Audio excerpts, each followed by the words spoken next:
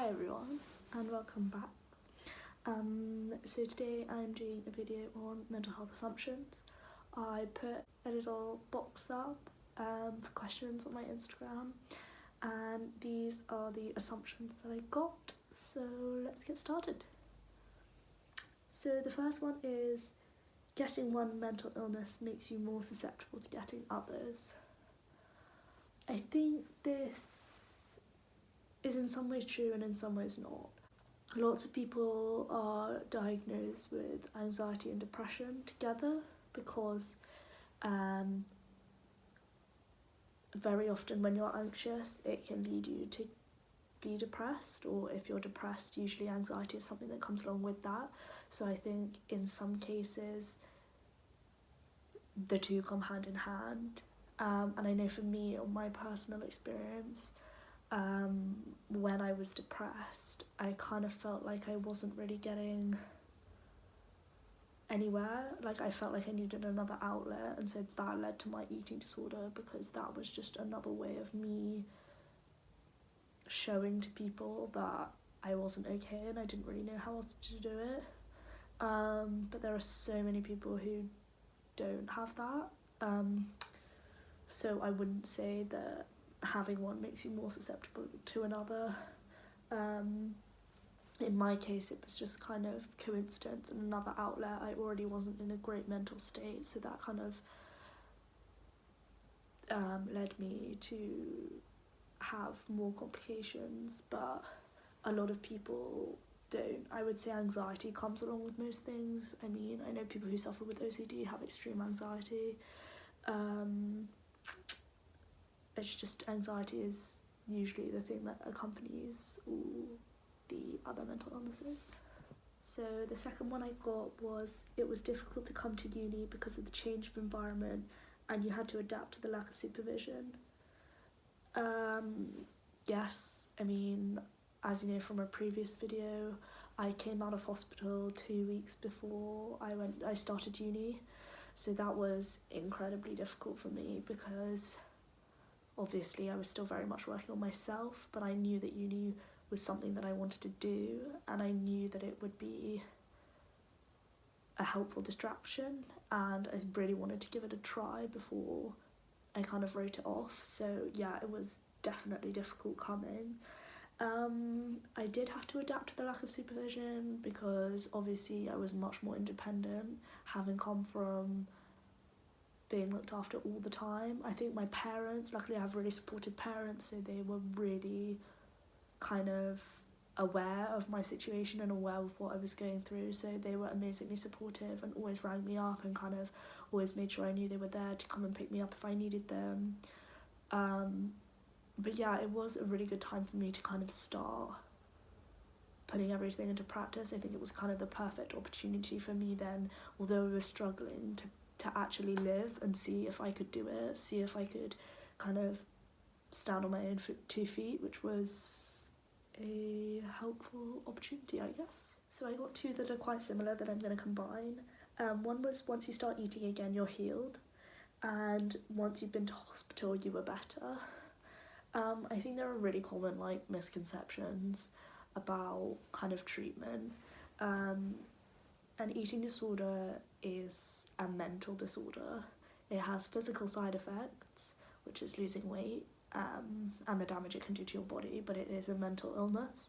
So just eating doesn't cure it. It cures the side effect of obviously the weight loss, but it's all mental. It's all mental. So that's definitely not true. I think the same with, once you've been to hospital, you were better. Hospital was more something I needed. I needed an interjection because I was decreasing, my mental state was decreasing quite rapidly. So it was more sort of a help than, oh, you're really I was unwell, but it wasn't a threat. It was more of a help. I needed people to support me at that point in my life. But that didn't mean coming out I was better, because these things take time. Anyone else with mental health kind of history will know that, like, you don't just kind of snap out of it. It's not easy. You really have to work on it, and you have to be willing to kind of accept recovery, and you have to be willing to move into recovery, because otherwise you kind of don't really get anywhere. Okay, my next one was you feel like you haven't had the normal teenage years. I think this is partly true. I know my mum gets upset about this because she thinks kind of I haven't been able to have the experiences that a lot of other people have had. I started to get depressed and anxious when I was about 14 or 15, so I was quite young.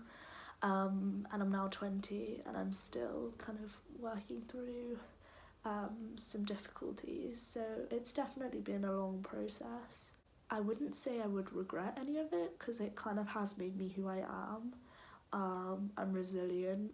I am, like, quite strong at the bottom of all of this, and I have been through a lot, so I think that kind of experience has allowed me to translate skills into kind of other areas of my life, and it's allowed me to put stuff in perspective a lot more, so I definitely think it's helped me. But yeah, I wouldn't say I've had the normal teenage years. I spent my A-level somewhere in hospital. So yeah, I wouldn't say I've missed out on a lot, but yeah, there have been a couple of things where I've kind of had to prioritise myself over partying or having fun. At the end of the day, I knew that I had to put myself as a priority. So I thought this next one was really interesting. Someone put as an assumption mental illness is trendy. I do think that this is a difficult one, because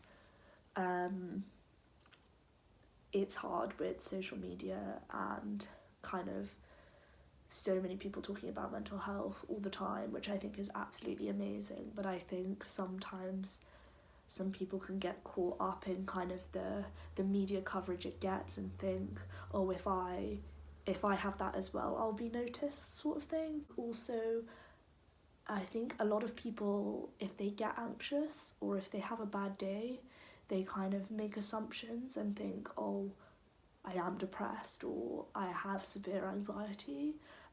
Like, no one's mental health is perfect. No one has perfect mental health. That's ridiculous. So I think everybody on some level suffers, but for it to be trendy, yeah, I think we do have to be careful as a society not to promote in the media when people promote models and bodies that are just unrealistic. It does make me sad, because it is kind of portraying really unhealthy habits in kind of a supportive light, which I don't really like. But yeah, that is a really hard one, and I'm not gonna lie, I could talk in a lot in detail about that, but yeah, I think that's a difficult one. Okay, so the next two I'm going to combine as well, both on eating disorders. The first one is everyone with an eating disorder is underweight. Oh my days, I cannot stress this enough. You can have an eating disorder and you can be clinically overweight. An eating disorder is mental, it's not physical. The physical result is losing weight. It's a mental illness. I can't emphasize that enough. It is a mental illness. The second one is eating disorders are a girl thing. 100% not. I have no idea about statistics, this is my own personal opinion, but I personally know a lot of girls who have suffered, and less boys, because I went to an all-girls boarding school where there was a lot of pressure, and I think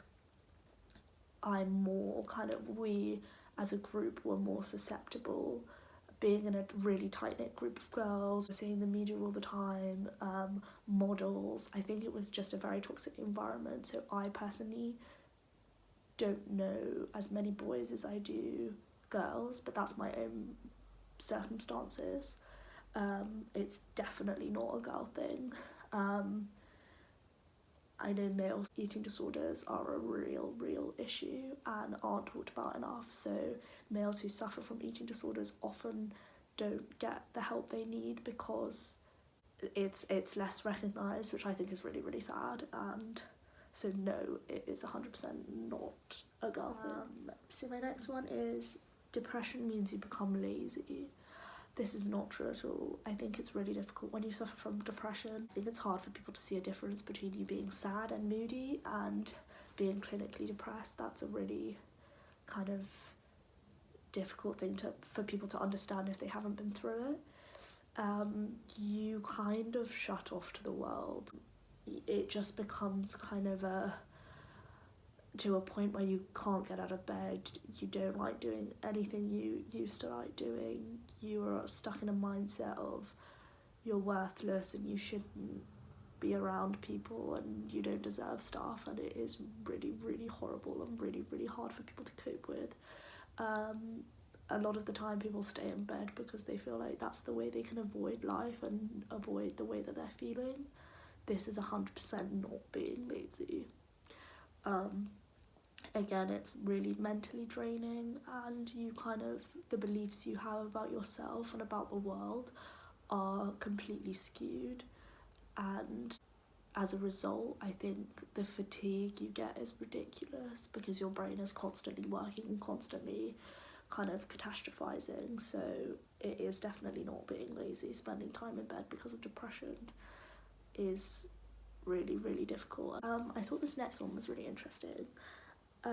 You're never fully cured from a mental illness. I would kind of say there's some truth in this, because I think you always have your experiences and I think you always will have mental difficulties, but it's the way you learn to cope with them rather than the having it or not having it. So I think it's easiest to describe for me in terms of an eating disorder. If you learned to eat healthily again and you remind your brain that you are worthy of food and that you don't need to restrict and that you deserve food just as much as everyone else, it's the coping with the thoughts and the thought process that helps you gain strength. But I do think there will always be that part of you that thinks, well, for me, at least at the moment, I don't think I'll ever completely go back to never having any issues with the food. I think it can come back, and I think this is why people have relapses. It's more a strength thing and a resilience thing and how you can deal with the thoughts that come back into your head. And then I think the more kind of strong and resilient you are to those thoughts, the less and less they occur. But I don't think that necessarily means you're cured. Same with depression. I think it's how you fight the thoughts and the feelings. And I think that doesn't mean you won't have relapses, but it means that you can be stronger and you can still fight the thoughts and the feelings. So yeah. And my final one was, because of your mental illness, you don't trust people and withdraw easily. I think this one is really difficult for me because the one thing that has been pulled up time and time again for me in therapy with family members, with friends, is that I withdraw when I'm struggling.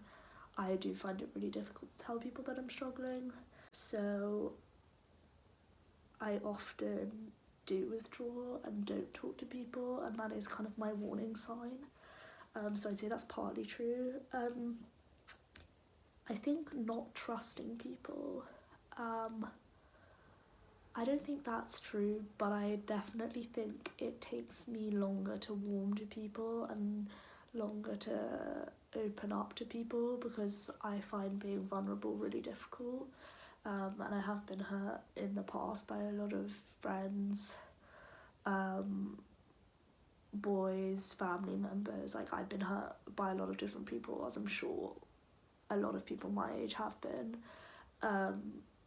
So I do find that difficult. I think that's difficult normally, and then when you have a mental illness like anxiety, it kind of heightens that, and the beliefs about yourself become worse, because you feel like you're not worthy. So I wouldn't say I don't trust people, I just think it takes me longer to open up to people, and have like that trust and real conversations with people. So that's all the assumptions I got. Thank you so much for sending them in.